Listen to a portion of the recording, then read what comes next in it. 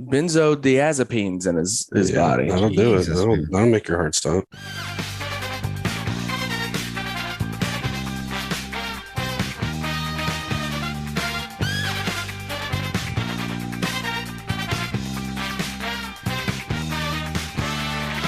Welcome to $2 Steak, a pro wrestling podcast. I'm your host, Aaron Varnam. Joining me today, as always, slop them up, boys. We got Cookie. Oh, yeah. That's it, Cookie? That's it, man. Oh, yeah. All right. Tolbert. Rock and roll forever. Starting off today, batting our lead. Is it a lead hitter? A lead? Yeah, I think so. Batting in first. I don't know. Big Mike. What's up? Mike, what have you done this week? What sort of things have been going in the life of Mr. Maurer? So, I mean, it was kind of a casual, week at work. I actually worked the hospital 4 days this week. Yeah, you were wearing scrubs at practice on Thursday. It's a little taxing. I actually had to, because I've worked so late at the hospital, I actually had to run straight to practice. I did have clothes in my bag because I keep rugby clothes in my bag. I do not keep rugby cleats in my bag. Forgot my kit was at the house. So I ended up running touch in my golf shoes. Golf shoes. They actually work pretty well because they're spikeless golf shoes. So they're like sneakers, but they have a kind of a little bit of grip. Yeah, the tread on the bottom is made for grip. So it worked out well. We had to take the long and boring ass drive up the Triad to play rugby yesterday. We took 15 from Wilmington, one joined us from Raleigh. And he joined like right after the game started. It's just a classic shit show. We had a hard fought battle. I played 80 minutes, boys. We had a hard fought battle. We lost, unfortunately. But I think, all in all, just we beat ourselves in terms of mistakes and that sort of stuff. But I did have a crowning accomplishment, which I continue to talk about because I'm very proud of it. Yeah. What happened, Mike? I was on the other side of the field.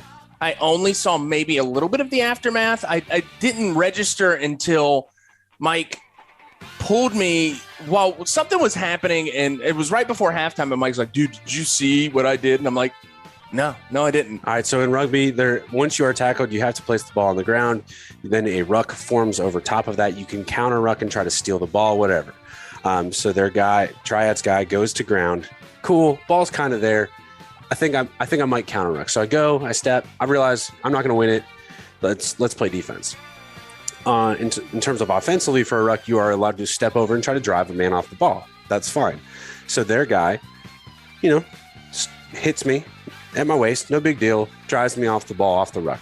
Cool. Legal play. It's fine. Ball goes out. It's a free play. Their man continues to have me wrapped up by the waist and continues to drive. I say, dude, ball's out. Most people at that point let go because it's a gentleman's thing. Hey, man, I'm telling you, ball's out. We're away from the play. Let's be done with this. Guy keeps driving. Now I'm getting pissed. Now he's got a good wrap on my waist, so I try to toss him off. Well, that doesn't work, and he keeps driving. At this point, wow, the ball has been kicked away. So, the majority of the teams are flying down the field, and this guy's still driving my legs. Was there any interaction before this? No. It's just so this was a lead up because Triad is a very physical team. They're at home. They're trying to get a win. They've not had a good season. It's understandable that I got tackled late a couple times, which is okay. Finish your tackle. It's fine. I make a pass. You finish your tackle. I'm cool with that too because I did the same thing. But that had happened a couple times. I've gotten, continuous play off the ball, away from it, a little too much at this point. So I'm pissed because we're like 35 minutes in this game, and he's still driving. So I try to toss him. He doesn't go. And at this point, I make the decision. This guy's head's at my waist. His arms are wrapped around me. So I'm just going to fucking DDT his ass. And I hook. I make sure I hook underneath. I make sure I get my wrist underneath his chin, right? Because I'm not protecting him. I don't give a shit. Right. So I get my wrist underneath his chin. I pin my fist to my hip, and I just fucking fall backwards into a beautiful snap DDT. And then I proceed. I'm like, hey, fuck this. Clearly the ref's not watching because I see the balls down the fucking field. Right. So then I start hammering fists. Or no, I start punching him in the side. I'm trying to get him in the ribs. and I get like 3-4 solid shots, like good thuds. Realize, hey man, that hurts hurting my fingers. Yeah, and it doesn't feel good to punch something. These are the same fingers that I hurt in the sevens tournament. It really fucked my golf game up. So immediately I start feeling that pain. I go, I'm not going to do that. And then I start hammer fisting his kidneys and just hammer. And I get like 3 to 4 more just good, solid fucking thuds. And at this point, everybody's trying to break us up, whatever. I forget who pulled who off or whatever, but we kind of like scuttle the skirmish. The ball gets kicked back to us. And everybody, like half the team's like standing there like, what the fuck? And then this motherfucker hits, like tries to catch the ball and it knocks. And I'm like, well, that's good. It's going to be our ball right here. And then for some reason, the referee takes it all the way back. It's all for naught. But that was the last time in that game that I got played off the ball. So, sometimes you just got to establish dominance. I will say for just a single momentary second, but after I DDT'd him, before I started punching him, I was worried for the guy just a little bit. Yeah, DDT is not a fun move to take for somebody. I can imagine. It is a lot of like pressure and because I also used his momentum because he was driving me backwards. And I said, well, fuck this. I'm just going to go to ground. I will say next time I want you to kick your legs up when you do it. Thrust up and add a little bit more of that leverage, and that snap DDT will look better. It'll be a very good move. I really wish there was tape because I did. I came to you. I was like, I wish there was tape because I'm telling you, it was like just a pristine, like, like you feel like you do really well and you watch yourself on tape and it's really shitty actually. Yeah, right. I was like, no, this was like, I hooked his gut. I felt his chin, and I said, "No, I got to get my hand underneath there and get it really locked in there, squeeze, and fucking drop down." And then I made the decision to start punching. Right? What'd you say, Tolbert? I'm sorry. You missed a fine opportunity to end it with a submission move like the Boston Crab. Yeah, the Boston. Well, you lost Jericho. I feel you should have made him tap out, Mike. I could have actually just kept the headlock in. Actually, I did. I maintained the headlock while I was punching him. Yeah. And Panda, I will say, Panda said like he was punching me. I was like, I don't know how that guy was punching me because I had him like locked up and I'm just fucking hammering him. It felt good. It felt good to get a little aggression out. I'd already made a couple tackles. I'd run a couple guys over at this point, but just sometimes you hit your breaking point. I've not thrown many punches in my life. Most of them have been on the rugby field. I will say this is the second time that I've landed multiple punches on the rugby field, and I've never been carded for it. There you go. Mike, I would like to know, did he sell it? Did he sell the Did he make any noises? I think I did hear a guttural grunt when we hit. And then the thud, like, you know how like you test a cantaloupe to see if it or a watermelon? That's what it sounded like as I'm punching his rib cage. Yeah. So also that field was pretty. It's firm. It was firm. Not a lot of cushion. Firm field. Yeah. So do you know what the game changer in rugby these days is? Being able to wear tights under your shorts. I am a tights man now because my legs. What? Yep. Yeah, you can wear tights under your shorts now. Yeah. So hell yes. It was part of that equal opportunity thing. They had let women wear tights forever. And finally they okayed it for guys. I know all the old heads are just hate it. I don't care. I'm my legs. It's so comfortable. My legs are not destroyed now. Like my arms are. I say this as a guy who's never worn tights on the rugby field, but I did wear tights today at flag football. And what did you feel? Well, I slid on the ground a couple of times, and my knees legs are not itchy or anything. So we played Durham a couple weeks ago. It was about 3-4 weeks ago, and my legs are still eaten up from that game. And after that game, I said to myself, I am going to wear tights from here on out whenever it's not 7 season, because 7 season I would die of heat. But anyways, I've been wearing them. My legs are fine.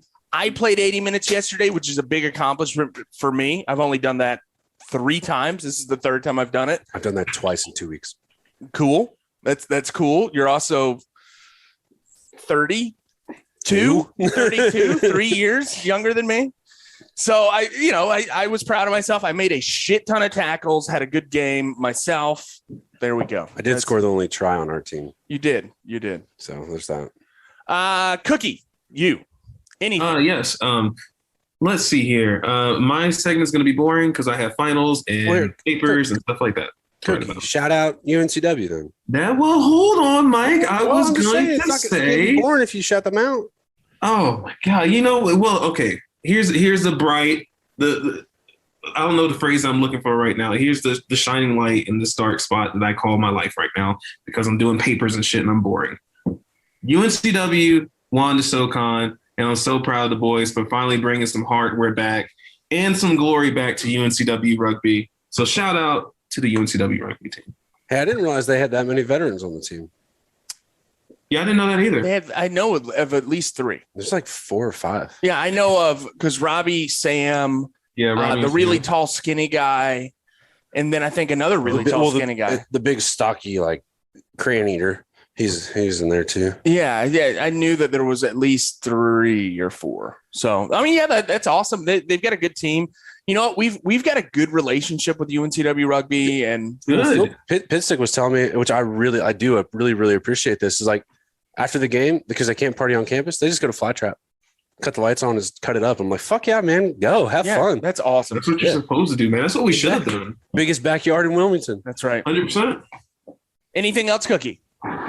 This week, no. Tolbert. Oh man, I have my ears are still ringing from last night. I kind of have a sound hangover. But last night or yesterday was the Port City Blitz in Wilmington at Reggie's. So I think it was over a dozen bands playing over the course of the day yesterday. And the big headliner was Weed Eater, which is a huge sludge stoner metal band. I mean, they tour internationally. They're huge, and they haven't played a show in Wilmington in 8 years. And they're a local band. Yeah, they're from right here in town. They've been around forever. So them having a homecoming show at Reggie's was huge. I was not going to miss this, but I still had to work last night. It was sold out. So I had to go to Reggie's early yesterday around 2 p.m. and wait an hour and a half just to get one of the 25 tickets that were left. But really? Accomplished that goal though. It was a scrap for the last few tickets, but first time I've gotten stamped in at Reggie's and then gone to work. So Tolbert, I would like to bring this up. Now that you have done this for a stoner metal band, think you could wait in line an hour and a half for a Cabbage Patch Kid or something like that in the future. Build-A-Bear. I'm prepping, like if there is an exclusive toy for your beautiful, beautiful child. Yeah, there you go. And this also will be my last concert for a while. So it was actually I'm okay with him zooming in today. Why? Because of the whole fucking Reggie's thing. Yeah.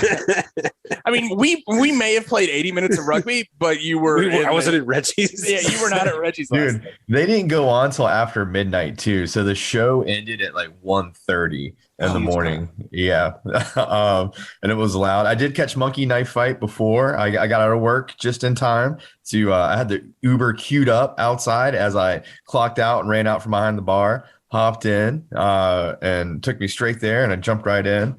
Caught Monkey Knife Fight, awesome local punk rock band. They're amazing. Been playing around here for years. And then, of course, the main show was Weed Eater. They tore it down. They play so freaking loud. You could feel your soul move. Do you feel that it was louder than the time that you and I went to go see that Church of Misery? Yeah. Yes, louder than the Church of Misery. Really? Yeah. Church of Misery dude. Hurt my life. Like I think that it took 5 years out of my ears. Yeah, and of course, Dixie Dave and the boys are hilarious. They're really funny on stage. Played an amazing set. They came out to Golden Girls. Thank you for being a friend. Oh, nice. It was awesome. So they come out to thank you for being a friend. And they just hit those notes and go right into it, man. Blew over his faces off. There was beers flying everywhere, people crowd surfing. And any fights? No fights, man. It was all love. It was all locals. It was all love, man. It was awesome. A lot of head banging, a lot of PBR smashing. Tolbert, did anyone get injected with any needles or anything like that? This was not Astro World. Oh, my bad. No, not unwillingly. But I mean, there was probably some injections last night. It was consensual. But yeah, I ran into a lot of my friends that had been there. This is 11:30 at the point I got there. A lot of my friends and peers had been there since 4:00. So you can imagine the state of the crowd.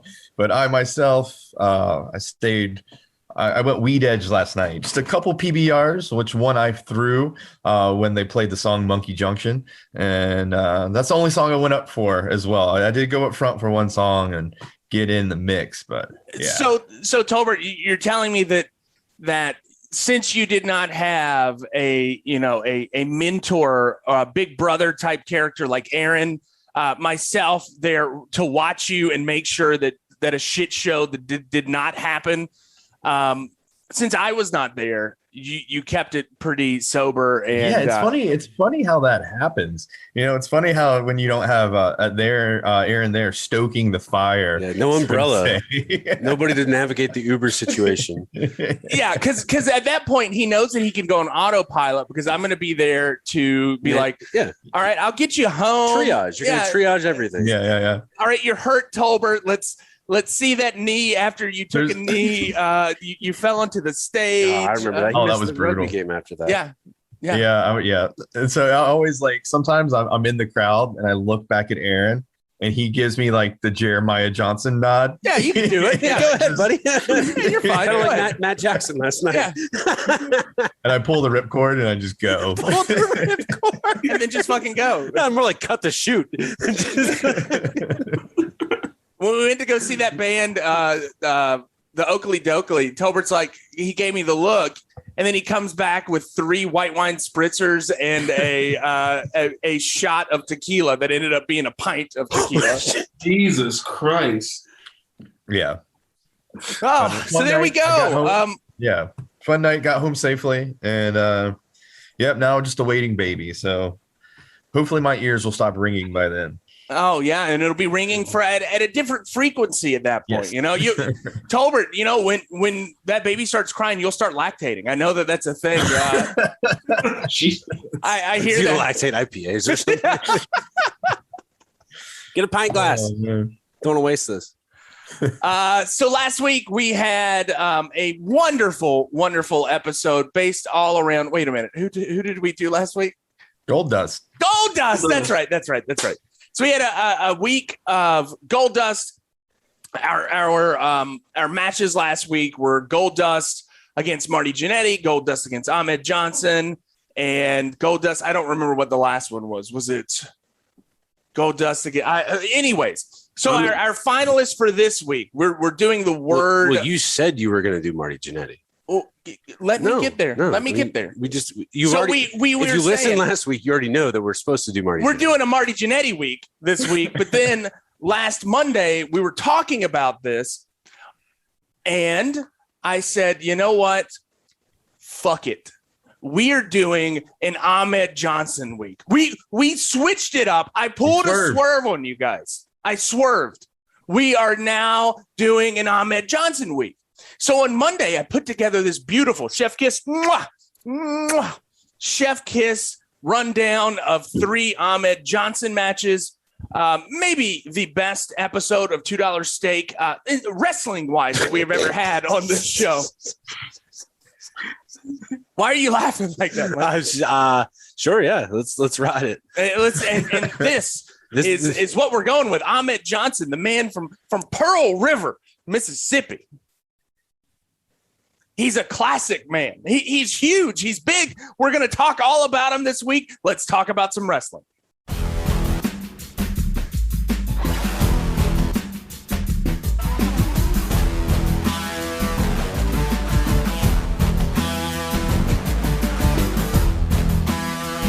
All right, for the first matchup of the evening, Big Mike, you have got one Kona Crush taking on Ahmed Johnson on one of the most underrated television shows in WWF history. That is correct. So we have Ahmed Johnson, Kona Crush on Shotgun Saturday Night. That's right, baby. It got wild and extreme on Saturday night, late night. I had no idea that Shotgun Saturday Night existed. I think it was there for 22 episodes. So Shotgun Saturday Night was like half a step above Midnight Mayhem. I will tell you that. It is, wow. I will say, watching it, it felt like modern day PWG. Yeah. Like, 100%. Like it is. It's shot in a bar. It's shot in a bar. There are hammered people Peeper everywhere. There are peepers. There are peepers around. So yeah, it's actually shot in a nightclub. So we get this introduction. This is just a lot to undertake, and I'm glad that you get to break this down with us. Bear with me as I try to do this. We come in. It is Vince McMahon on commentary. He's running a solo commentary play-by-play, but he has assisted by Sonny. And so, they're showing the scene. We got a lot of wrestlers here partying up. Rocky Maivia, some other people. And then we get Goldust on all fours. Shout out Goldust. Walking around like a dog. He sticks his ass out, and Marlena goes ahead and just taps it. We get a replay from last weekend where Marlena distracted whoever was wrestling by pulling her top down. So he was, I think it was Kang, and I think it was Bob Backlund. Yes, Bob Backlund. So Bob Backlund was in the audience. But literally, she pulled her tit. She goes hard cam side, shows her back to the hard cam, takes her top down. So the fans on the other side clearly got a view. And then Bob Backlund runs in all just in a tizzy. Really, really just kind of doesn't know what to do. And so I don't know what that's leading to because I don't know the whole history and all this sort of stuff. Yeah, it's weird. But then we get a Sonny promo. Yep, Sonny, who I did not know who she was. I think at this time she is more attractive than Marlena. So I talked about. She's an attractive girl. And at this point, not now. Okay, and so we get this promo, and Sonny says, I'm going to one up her. If Pam Anderson can do it, then I'm going to do it too, and I'm going to come next week and release my own sex tape here on Shotgun Saturday Night. That's right. And then she says again, if Pam Anderson can do it, I can do it. Oh, by the way, this is January 4th, 1997. Right. So the prime Pam and Tommy Lee. Yes, Cook. Tolbert. Oh, sorry. I was no, I'm good. Okay. Sorry. Jesus Christ. Way to kill my heat there. I didn't try to cut in. You did this. No, I was scratching my forehead. Okay, can I continue? Yeah, sorry. All right, so she cuts this promo. God damn it. Oh, but then ironically enough, 20 years later, 25 years later, we do find out that Sonny is a racist. Yes. A sexist. Yes. Probably. And she has an OnlyFans. She does. Yep. And she's been arrested multiple times. Oh, how the tides table. She doesn't look the same now. She looks like she looks different. A doughy version. A what? A doughy version of her former self. She rode hard and put away wet. Okay. She did. I think she had a relationship with New Jack for a little bit. And Dolph Ziggler. No. There are claims that they had a relationship. That had to be like he lost a bet thing. He lost a bet. Anyway, boys, this is on, by the way, New York, Channel 55. Yeah, Channel 50. I did appreciate that was the bug. And then I believe a NYPD police emblem, some kind of emblem in the bottom left. Yeah, I didn't know what that was about either. Anyway, Kona Crush comes out. Big guy. He's surrounded by the nation of denomination. Denomination. I'm going to keep messing it up. Just say it for me. The nation of domination. Nation of domination. An early very incantation. Very of early. The nation of domination. Very early incantation of the nation of domination. They are Farouk-less because Farouk is dealing with a kidney injury. Sounds like me. I had to pee so bad. But then you get Ahmed Johnson coming out surrounded by security. Dude is stacked, way stacked, more stacked than the last time we referenced him. I love that they have a shot of his back, and it's it's like 5 feet wide. He's Big E before Big E slimmed down. Yeah, he is. His thighs are literally the size of young Michael Chioda, who's refereeing this match. Young Michael Chioda, I forgot. Yeah, and I will say again, this is just. I watched this and I literally thought, oh, so this is where they got the theme for Raw Underground. Yeah. Just without the ropes. Yeah. It's not great. And so we get 5 minutes of introductions I will say this is a 9.5-minute video. Mm-hmm. And they wrestle a little bit. We get Kona Crush getting tossed outside the ring. Ahmed Johnson going out there and just working the boy. Gets him back in. Kona Crush counters another attempt by Ahmed to jump or to toss him outside the ring. And then Ahmed Johnson starts backing up.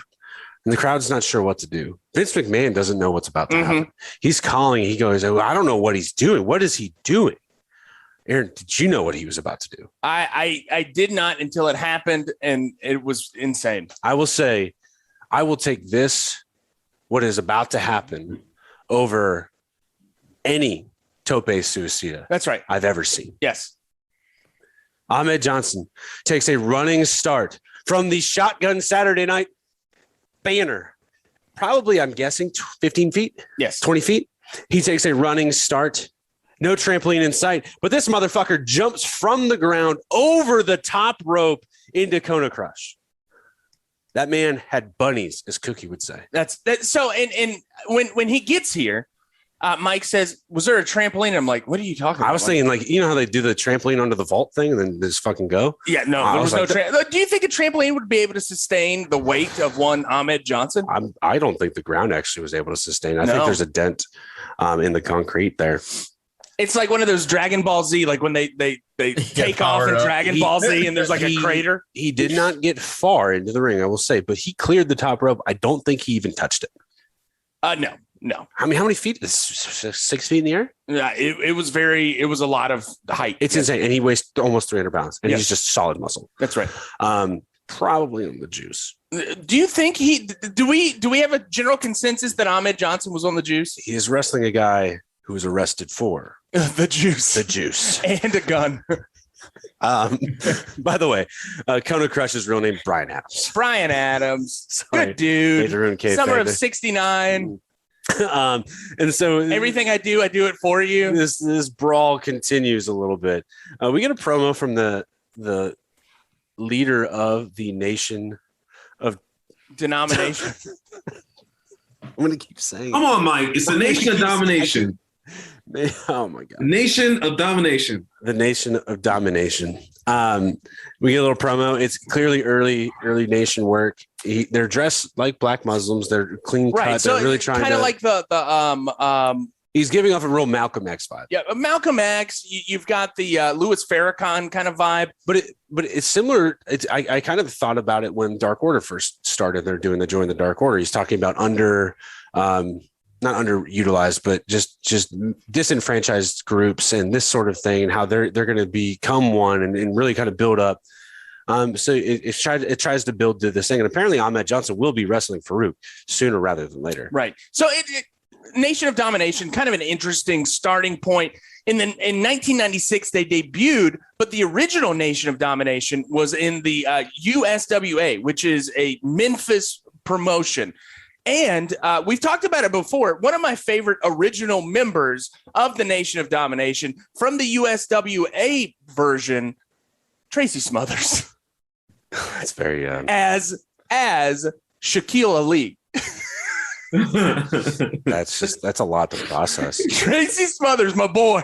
R.I.P. Tracy Smothers. And so Ahmed Johnson's doing his thing. Eventually, the Nation is upset by this. They interfere. They get a run in.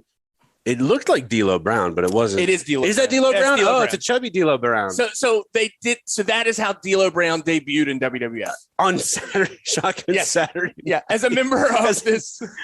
Okay, hey, shout out me for calling that. I guess. Yeah. He's definitely a fat. They never mentioned who was. Right. So he kind of evolves as a member of the gotcha. group. Okay, yeah, because I was like that looks like D'Lo, but he's chubby.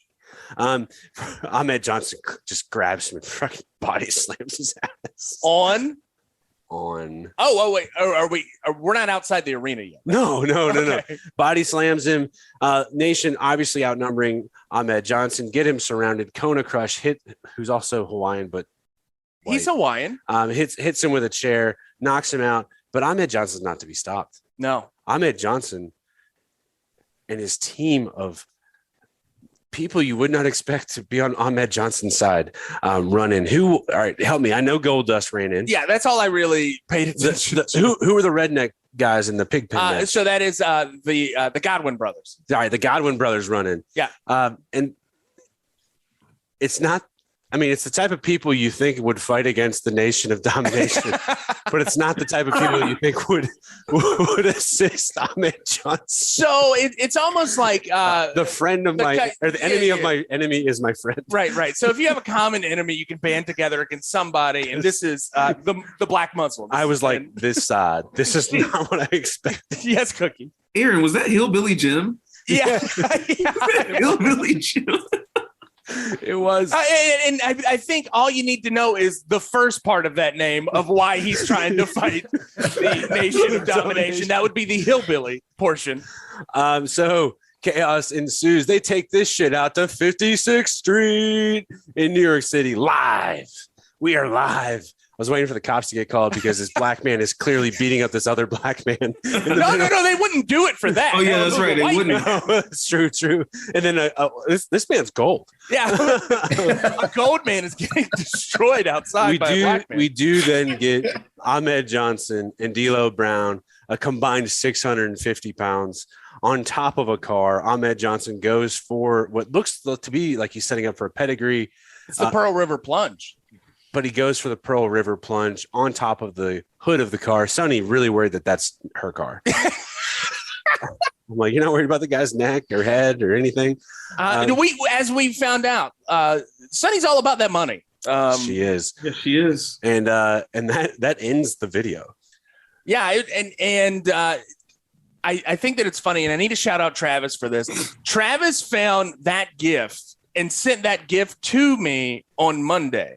And that was the reason why I'm like, you know what? We're going to do an Ahmed Johnson episode instead of a Marty Jannetty. With the Ryder truck in the background. Yes. It was great. It was, this is an eye-opening experience. Obviously, last week, our first Ahmed Johnson match, never knew the guy existed. And we're never going to talk about him again on this podcast. Did not think thighs could get that big. No. And then, we get this week where I've never in my life heard of or seen Shotgun Saturday Night from WWF. And you know what, man? Next week we might have a Shotgun Saturday Night episode. Maybe. let's just do a deep dive into Shotgun Saturday Night. Shotgun Saturday Night is so there is one guy, and it's that guy who posted this link, right? This guy has like the entire archive of Shotgun Saturday Night. Well, I think I looked it up and it was like 22 episodes. He has got all of them on. And if you read the comment section, it's really hilarious. Some guy was like, I was there. Yeah. I went to a bunch of them. It was real fun. So Shotgun Saturday Night is the home of the very famous promo where Terry Funk comes out and says, "Your mother's a whore." Are you serious? He calls somebody's mother a whore, and it ends up being a very fun Shotgun Saturday Night. Are you looking it up now? No, I'm about to do a Wikipedia deep dive on Shotgun Saturday Night. Yeah, I'm really excited it's very interesting. Hey, shout out Ahmed Johnson, shout out D'Lo Brown, shout out very entertaining 9 minutes, perfect. So to wrap up your segment, I wanted to take a very serious moment. This week we had a loss in the $2 steak family.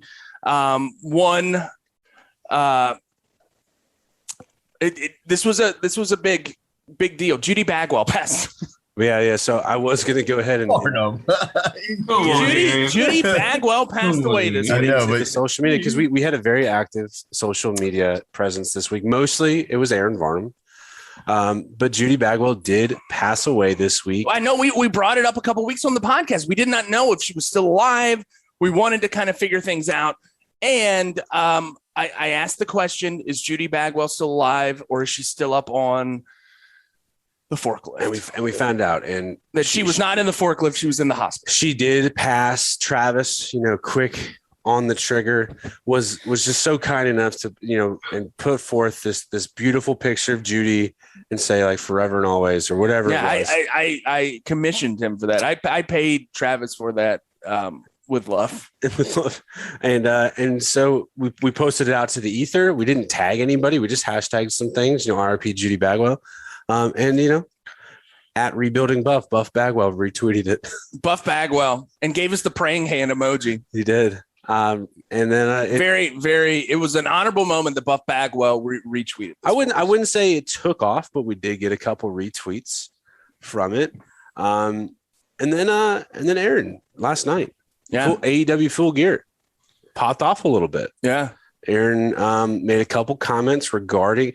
So I look over. Me and Jasmine are on the couch. We see Aaron sitting on the ground. He's watching Mean Girls. We're like, why the fuck are you watching Mean Girls? And he's like, because I'm trying to find. And he's like, I'm trying to find what Brandon Cutler looks like this chick. So I remember. So Brandon Cutler came out last night in a pink tracksuit. He did. And the only kind of like my mental connections in my head, I'm like, pink tracksuit. Oh yeah, the mom in Mean Girls. And so Aaron tweeted that out. That got a little couple likes. He made a Miro comment about Flash Gordon. The movie Flash Gordon got a couple likes. And all in all, I think our Twitter is back to the way I like it. We're just talk shit. We're just gonna do us. We don't need to create traction or do anything crazy. We're just gonna put it out in the ether and see what happens. Can I tell you? This is probably a throwback to about 50 episodes. Brad Shepard is back on Twitter. I did see that because he was shit talking a bunch of wrestling journalists. He has it in for Sean Ross Sapp.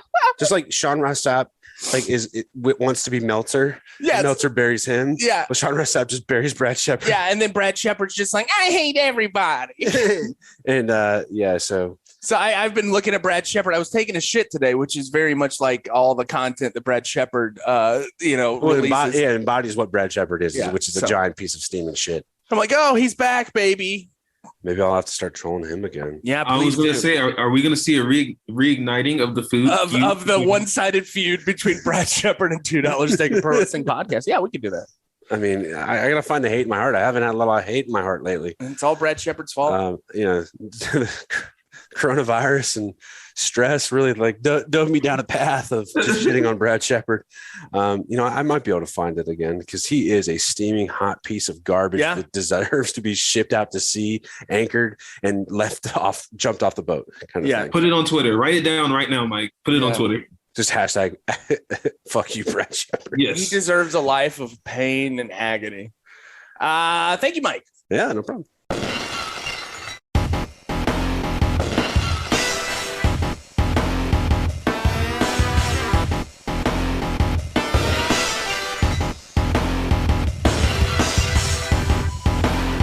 All right, for the Strong Style Cookie, you have got a 5-star classic, if I've ever heard of one.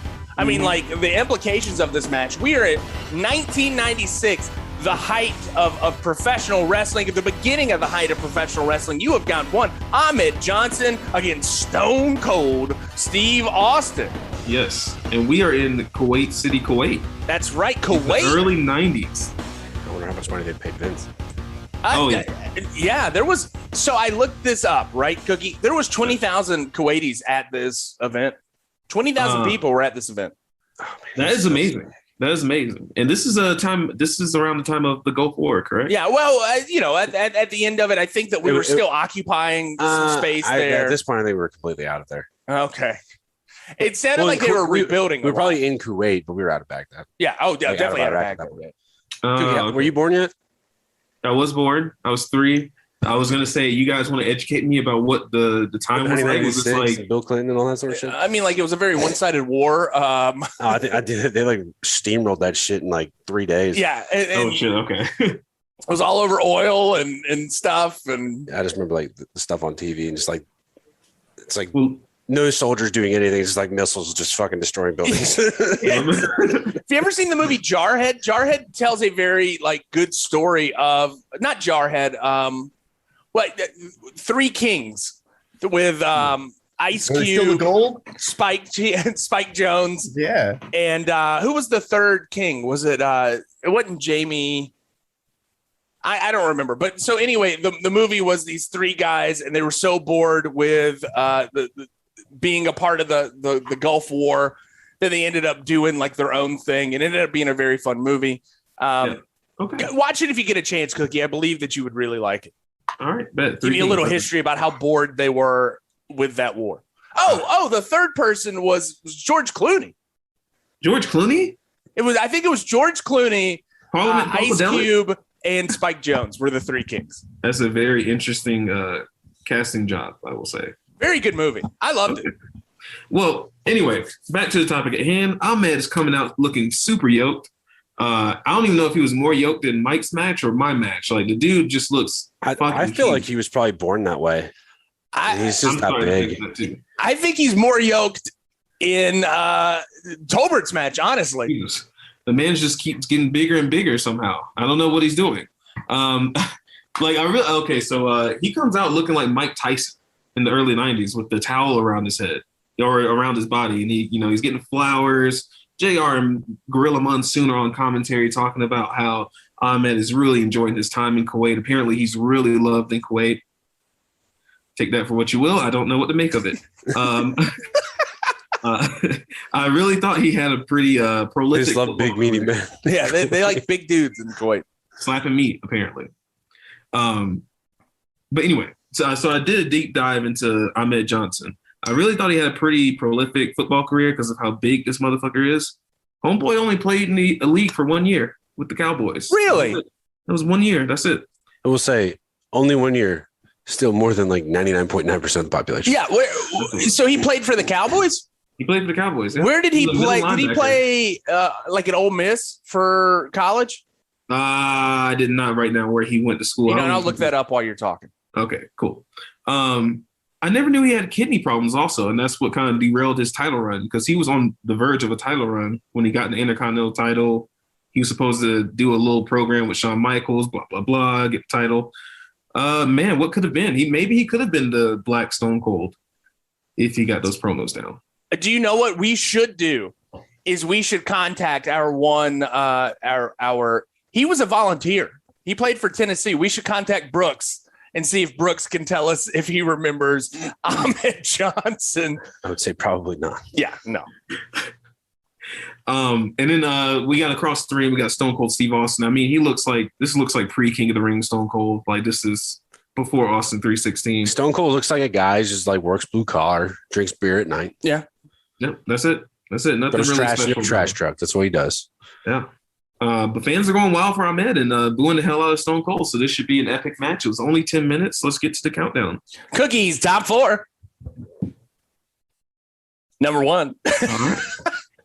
This has to be a rib on someone, or on Tony Chimmel. But Monsoon and JR get on the topic of Tony Chimmel, the announcer. Right. And they say he's done a great job. And Monsoon says, Tony is such a good boy. And then Monsoon asks JR, would you consider adopting him? So JR says, no. I already have too many mouths to feed, and he already eats too much. Yes.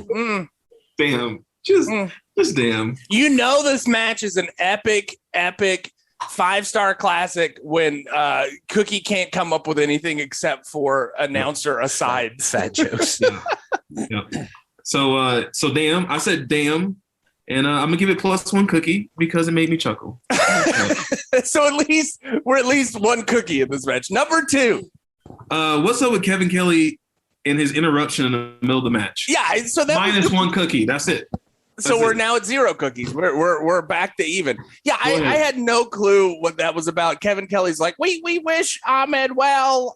This is a great epic matchup between Stone Cold Steve Austin, who's got a man with ice in his veins, and Ahmed Johnson. We wish him well. So I think probably right after this is when probably the kidney stuff happened, and they weren't able to. Because watching this match, they are definitely building Ahmed for a title run, I believe. Yeah. There was also, I read about this, like apparently he had like a death in the family, like his sister or someone was like critically ill right when he was about to get that title run again. And that kind of derailed him again. So like, it's kind of a sad story. To a lot of people, he had injuries, he had sickness. And a lot of people thought he was just kind of snake bit.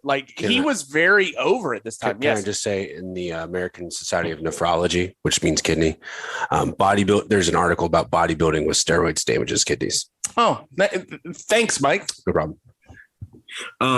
So let's go to the next one. Cookie, what is this, 3? 3. Yes. We're already at 3. We've had not one move. 3. Yeah. No wrestling. After the Kevin Kelly interruption, we see Stone Cold take a page out of the fans' playbook, and he offers Ahmed Johnson a flower. It was a beautiful red carnation. It was. And you know what? As no moves. Nothing. As Martin Luther King Day approaches, I'd like to think that this is what he wanted.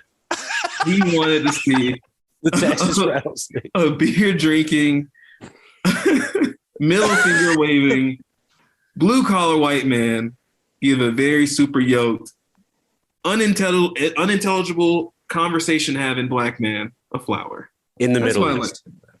He did it in the Middle East too, and in Kuwait City. Yep, he had a dream.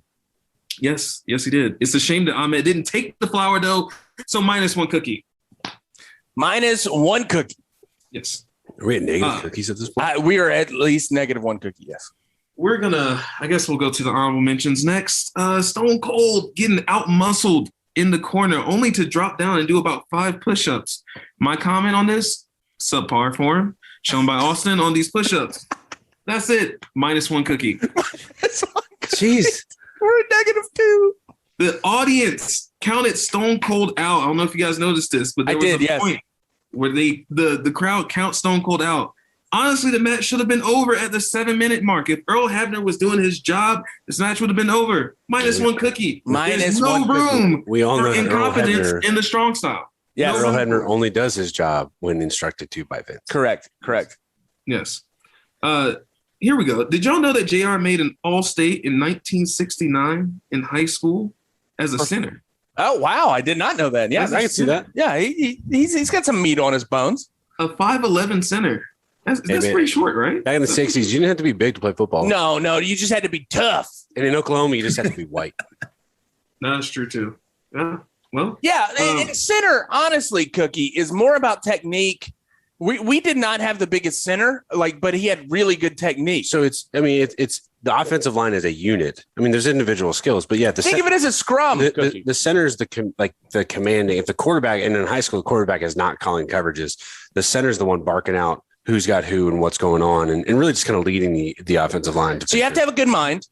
Okay. You have to have good technique. And you have to be able to get the ball back cleanly to your. Back then, nobody did shotgun. You just snap that thing, but you do have to be able to snap it with a man staring you down and knowing as soon as you take that ball and put it between your legs, he's going to be coming at you as fast as he can. Yeah, think of it as the hooker. The hooker doesn't necessarily have to be the biggest guy in the scrum. Just got to have the good technique and everything. Man, I'm so glad I did not play center. Anyway, played center a little bit. I played it in middle school, and I'm like, this is not for me. Yeah, no, fuck that. I will say Ahmed had a pretty good headlock. This is my first move that I'm talking about right here. Yeah. He had a pretty good headlock, and he definitely, he wrenched that neck for about 5 minutes of this 10-minute match. So just like him and MJF. MJF winning last night with a side headlock takeover on Darby Allin. He called it. Yeah. He said he was going to do it. I think it would have made apparently Headstringer Lewis. It would have made him very proud. I did hear that, and I'm like, oh, it's Stringer Lewis. Yeah, all right. Yeah, got a little shout out to him. But also, Ahmed, he's the epitome of keep it simple, stupid. He is. In this entire match. He is simple and stupid. He kept it very simple. Headlocks, Irish whips, and very simple maneuvers. Nothing very flashy, nothing too crazy, So let's go to the very last one. Number 4. Ahmed Johnson counters an Irish whip after, Stone Cold had his legs. He basically used Stone Cold's momentum and brought his legs in. He took Stone Cold out. Stone Cold hit the ring post. He throws Stone Cold back into the ring. Ahmed Johnson counters an Irish whip from Stone Cold. He hits a big power move according to JR, and basically it was a sidewalk slam, think WCW Booker T. And that's it. We get a pinfall on Stone Cold Steve Austin in this 5-star classic. Cookie, how many guys in history have pinned Austin clean in the center of the ring? Not a lot. There's not many. Ahmed not Johnson a lot. did. And you know who has? Ahmed Johnson in Kuwait City, Kuwait in 1996. 1919. 1919. 1919. +1 cookie for that. because it was cool to see Ahmed go over, but no Pearl River plunge. What's up with that? No, yeah, we only no. So here we go. So this would have been a negative cookie match if I did it the way that you should typically do it. But I started off with 5 cookies. Okay. You worked your way down. Okay, I got you. I worked my way down. So this match ends up getting 3 cookies. What? If my math is right. Actually, hold on. It might not be right. Yeah, I think it's 2. Yeah, I think it's 2. I think it's 2. I think it was +1 -5. Yes. Or -4. So you got to use that order of operation. Yeah, that's my bad. I didn't. So this is my first time doing it, boys. I apologize. But from now on, Cookie will be doing an ongoing cookie count throughout the matches or throughout my countdown. I enjoy this. Yeah. So this would not be what one would consider a golden cookie nominee. Hell no. This might get the what's the opposite of the golden the burnt cookie? The dropped cookie, the stale cookie. Okay. The gas station cookie that's been sitting. An oatmeal raisin? No one I had a likes Sheets raisin. cookie yesterday. Very delicious. Sheets, the gas station. Oh, Aaron. I might call it the gas station cookie award. I might call it that. This gets the nomination officially for the gas station cookie award. All right. 2 cookies. That's all I got for the strong style. Pretty terrible. All right. Thank you.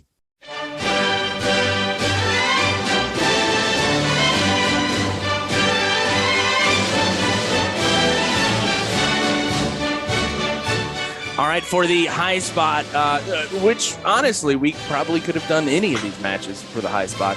I want to say that this is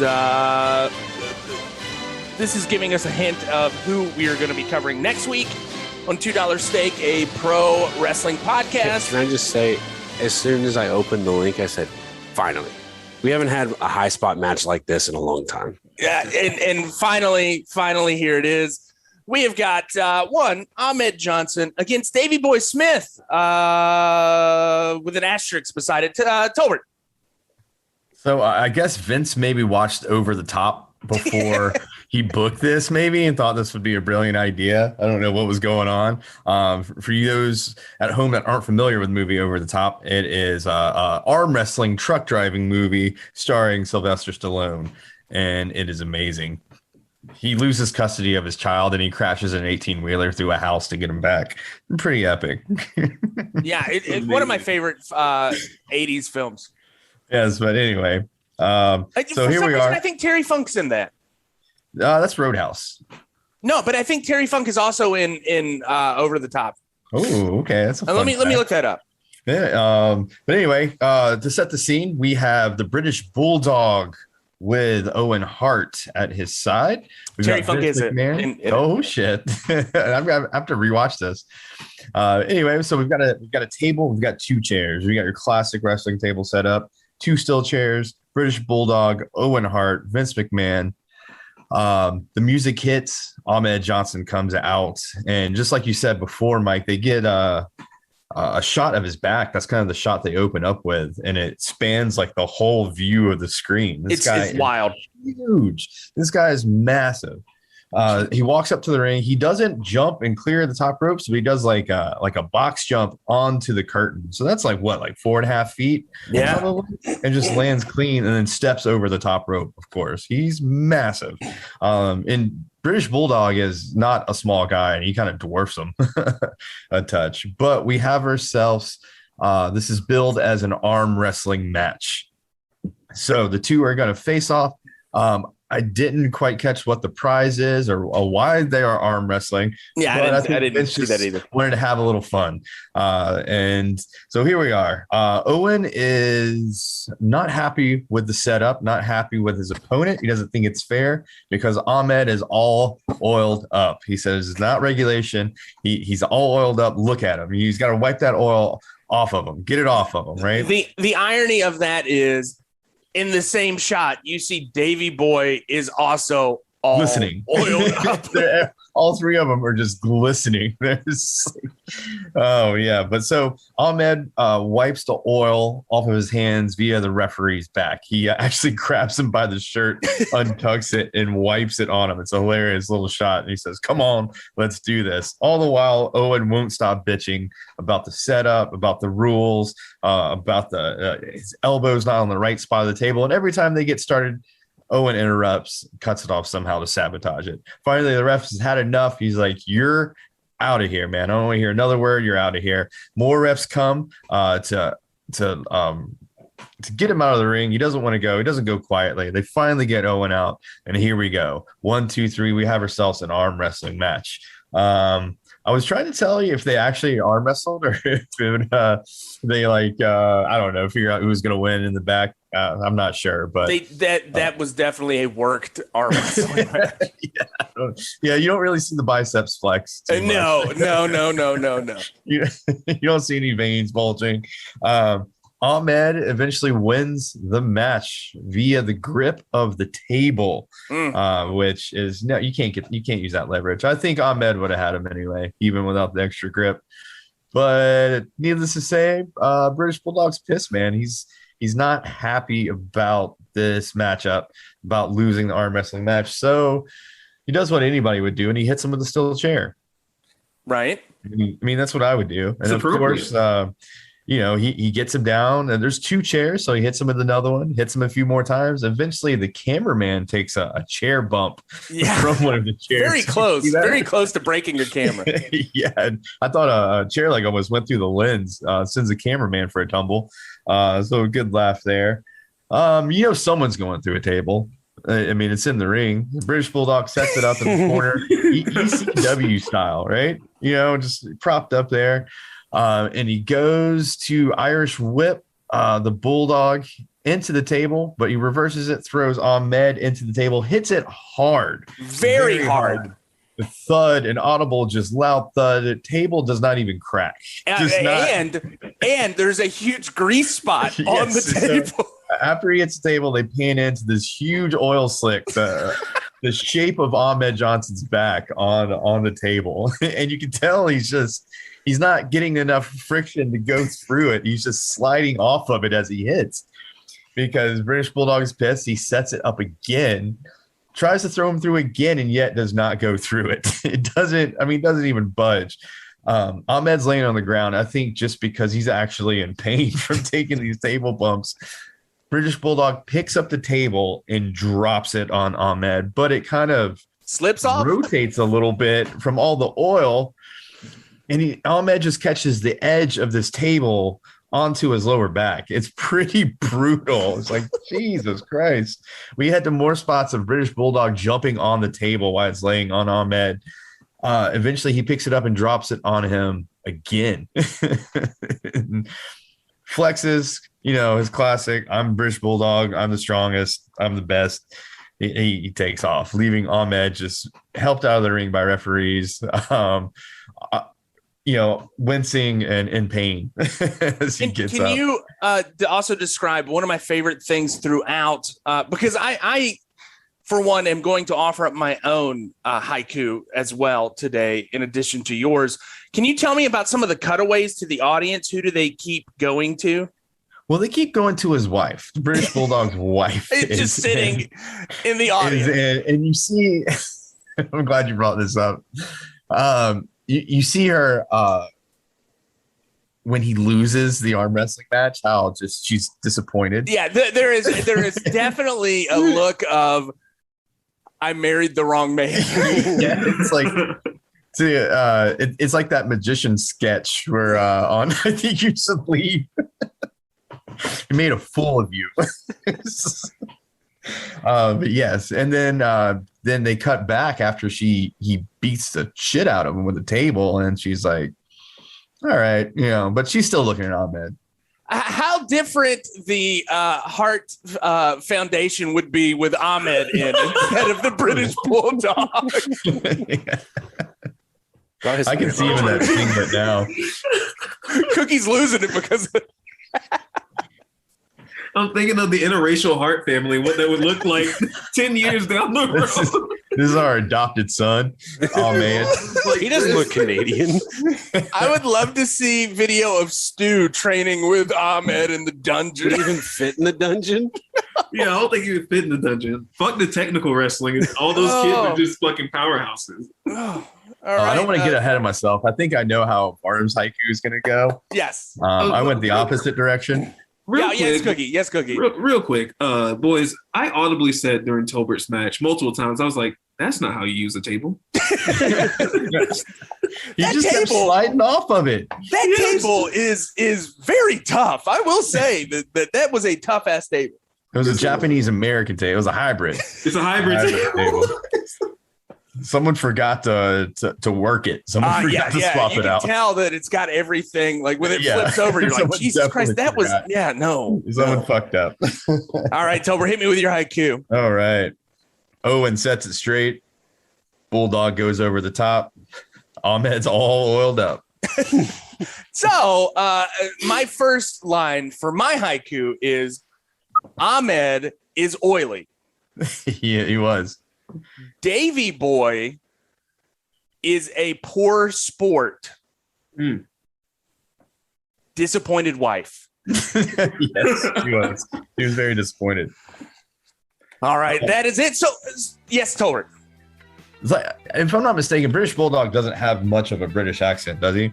No, he definitely does. He definitely does. No, he's definitely British. I was wondering, is his wife British? No, his wife is Canadian. She's a part of the Hart family. Oh, Kind of British. That's Brett and Owen's sister. She's like British cousins. All right, man. Things would have got really interesting if Ahmed was in the Hart family. That was the joke. Tolbert, thank you. And so there it is. So our final match this week was Davy Boy. I believe next week we could do a Davy Boy Smith. You don't want to do Kona Crush? We do not want to do Kona Crush. No, we are doing a Davy Boy Smith.